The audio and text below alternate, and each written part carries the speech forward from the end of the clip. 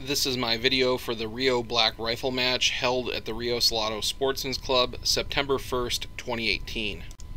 I used my KE-15 Scout Carbine with SLT2 Ceralink technology trigger and Aimpoint T2 Micro with C2 Magnifier.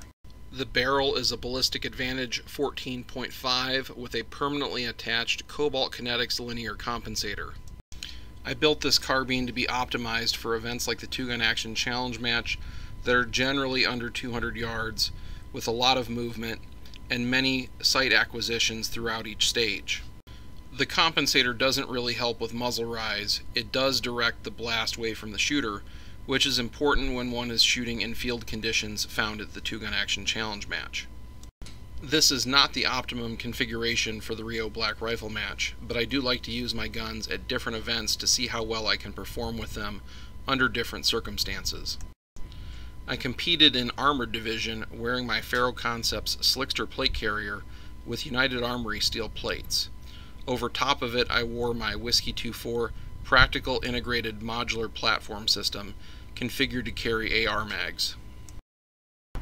This stage featured 9 mini USPSA targets. The challenge here was making sure that you neutralized all of them without hitting any no-shoots. My bipod was just a little too tall to rest on top of this barrel comfortably. If I had to do this stage again, I would have simply rested on my forearm, making it easier to acquire my sight picture. If you're finished, unload, show clear. I was second armored with 98.72% and 11th out of 79 shooters overall with 77.67%.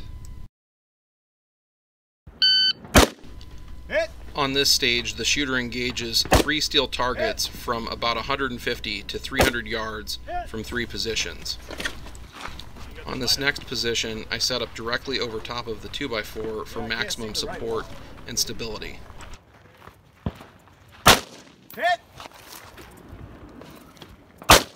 Hit! Hit! While I go 3 for 3 on these first 2 positions, on the last position I don't get quite as stable and the wind picks up a little bit, particularly on the last target, requiring some extra shots.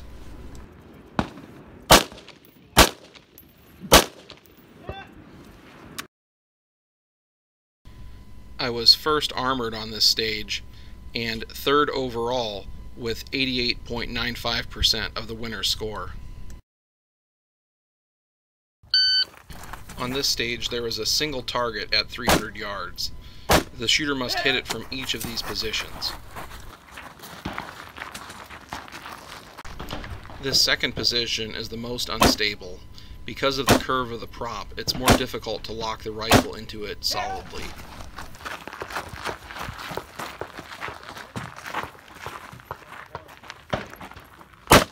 Every time I fire a shot, I'm observing the impact of the round and adjusting my hold accordingly to hit the target. Hit.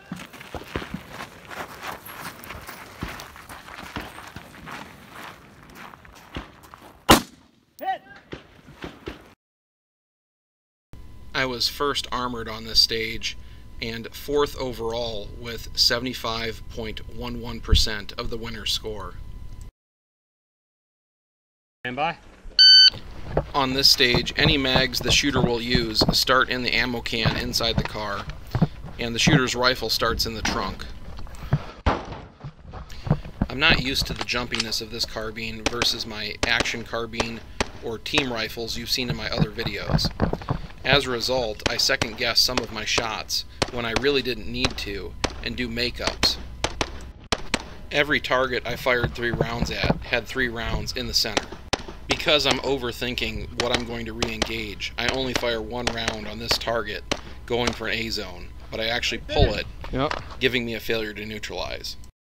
I'm second in armored with 87.28%. Overall, I'm 32 out of 79 shooters with 59.68%.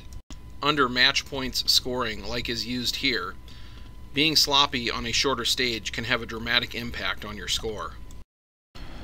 From the platform here, behind these two blue barricades, the shooter engages two steel targets at about 160 yards.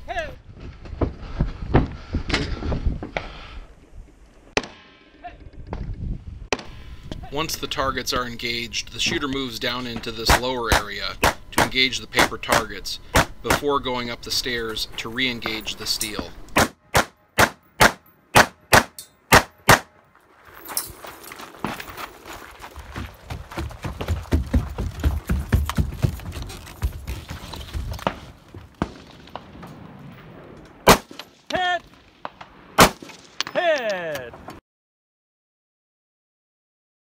I was first armored on this stage and third overall with 88.13% of the winner's score.